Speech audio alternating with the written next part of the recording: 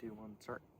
Hi guys, in today's video we're going to be talking about the pros and cons of buying a paddleboard instead of a boat or fishing from the shore, how it can save you money or how it can make your fishing experience better. So we're going to get into the video, the pros and cons first, and then we'll do some actual fishing at the end. It was a pretty good day. I filmed it about 2 weeks ago, but I'm doing the pros and cons now on a little bit better day with not as much wind. So here the paddleboard is. On the day that I filmed, I actually forgot my paddle, which was kind of a pain for me. I have my dry box or live well, whatever you want to call it, right there. And I just kept my baits in there so they didn't get wet. And then I had my backpack on the back. It did kind of get a little bit wet. It's all right. And then I put some of the fish I caught in there and took them to my pond. But overall, this thing is 11 foot 6 inches long. And I think 44 inches wide. Don't quote me on that. And then I got my 11-foot push-pull right here. This thing was a dream. I'll leave the link to it. It was on actually eBay. It's aluminum and it floats. So if you accidentally let go of it, you're fine. This is how I keep it attached. This little bungee stretch cord right here. And it kind of slowly pulls out when it's about to anchor. And then when I catch fish, I put them in here, and this would sit in the water. It worked really well. I was very surprised. I liked it. Definitely a pro. You can still have your live well if you want to keep some fish to eat or take home. Up to you. And then the only really bad thing is how long it takes to blow up. It probably took 20 minutes for me to blow this thing up. 12 psi in the middle and then 4 to 6 on the sides. I did 6, I think. So I did end up buying an electric pump, but did not have one at the time. So we're gonna get into the pros of this. Obviously, you guys saw the tape measure. You're gonna see it in the video. Very nice. I do wish it went to 40 inches, but it doesn't. That's all right. They could have put another 5 inches right there, but that's all right. Very, very, very cool feature. I really like that. I like how they have all the little tie-down places right here. I'm probably going to get a waterproof cooler for up here, a small one, so I can keep my lunch in there. They have that GoPro mount up there, and then they have the handles on both sides. I haven't had any problems with those ripping. And then the whole top is this kind of really grippy EVA foam is the only thing I can compare it to. It's very nice. I had no problem slipping on this or sliding on it. It's kind of like a cheetah print design. But that was very nice to have. I do like the colorway of this. I definitely could have found something better, but not for the price. A very good, very affordable price. It has these 2 fishing pole holders on both sides. I might put a small fish finder on here, not sure yet, but these will be great if I can find a mount. So if you guys know of any mounts, let me know. I got this little live well or whatever you want to call it, dry storage right here. Very nice. It's decent size. And then if I ever take this thing to the ocean, I can put some shrimp in here. And then I'll have my live shrimp. And overall, very, very, very nice. That push pull does break down into 2 pieces. Okay guys, we're gonna move on to the paddle here. So it's about 5 feet tall, comes up to my chin. And then if you want to make it longer, you can. You just pull it out and you can make it up to, I think it said 8'4".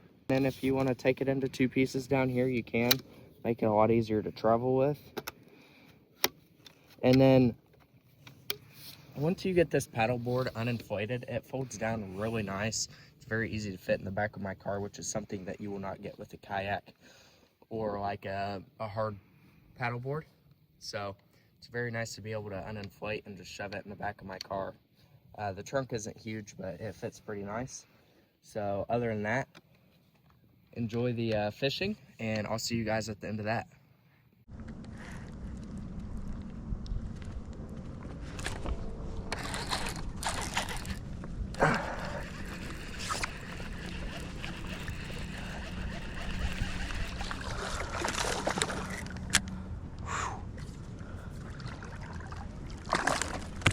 Little one, nothing crazy. I was getting bites from him earlier.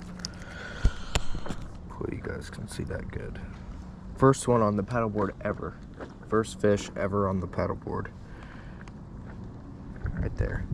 We're gonna throw him in the little makeshift live well deal and take a picture with him at the end. So this is the little live well, and throw the fish in there, and then I'm actually gonna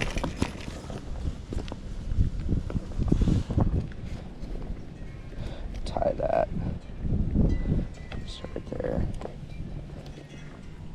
and double knot. All right, and then zip that up, put it right there, and then that's the little live well we got going on. But I mean, we'll see how that works. Okay guys, on to the next one. Oh, bigger one, I think. Oh yeah, that's a little bit more solid than the last few I've been catching. Or is that a catfish? Okay, no, it's a bass. I saw the tail and I was like, oh gosh. All right. Oh, okay, got a little stomach to it. Dang, okay guys. 2.5 pounder, I don't know. We'll weigh it. When we get back, we'll weigh it. Nice little fish right there. Look at the stomach on it. Yeah. That's a good one. We'll get that in the little live well and get on to the next one.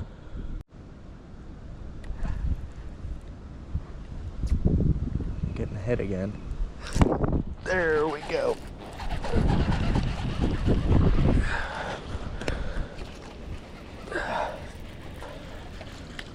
Another little guy, but hey, they'll be good to eat. Wow. Oh my gosh. Look at that. Look at that hook. That is insane. That thing was barely hooked. That just shows you how small this little thing is. All right, I'm gonna show you guys how they will. Actually, we are gonna get a new lure. So this might be a process. I'm sitting on my tackle box. Or, well, not my tackle box, but my lures. This is kind of scary. I'm kind of out of the wind right now, so I'm safe, but all right, this is what I'm using right now. Some rage tails. It's actually it was a different color, but we're gonna, and a different length. This is a 4-inch. I was using a 3.5 crazy bug, maybe is what they're called, and this is a rage crawl candy crawl. I think I was using the crazy bug or something like that, but these are a little bit bigger, a bit more spicy, if that's the word. Got purple flake. The other ones don't have purple flake, but they do have a little bit of blue hue to them. I'll give you guys a good look when I change out my lures. And then I actually do have some crusty red lures that we're gonna have to try today, if this isn't working like slaying them. All right guys, to conclude the video, I'm gonna release all these fish. I'm gonna show you guys every fish, and or some of the fish, the smaller ones that is, but I'm gonna keep the bigger ones to put in my pond, and I'll show you guys me releasing those too. So yep, this is actually very convenient. I thought it would have been a little bit harder, but it's actually not been too bad. It's been pretty nice. All right, about a 1 pounder, definitely a male, not too bad. We're gonna let him go. That fish didn't put up a great fight, but that's all right. It's not a problem. I might actually keep 3 of these guys. I don't know. We'll decide on that next one. Nice little fish right here. Small guy. Wish he would have been bigger, but it's all right. And then I don't know if I'm gonna keep this one or not. Nah, I'm not gonna keep that one. Too small, but still not a bad fish. And then the other 2 big ones in here, I'm gonna keep and put them in my pond. thank you guys for watching. Hope you enjoyed the video, and if you did, like, subscribe. I got a bunch of other fishing videos, and I got some hunting videos too, so I'd appreciate if you watch those.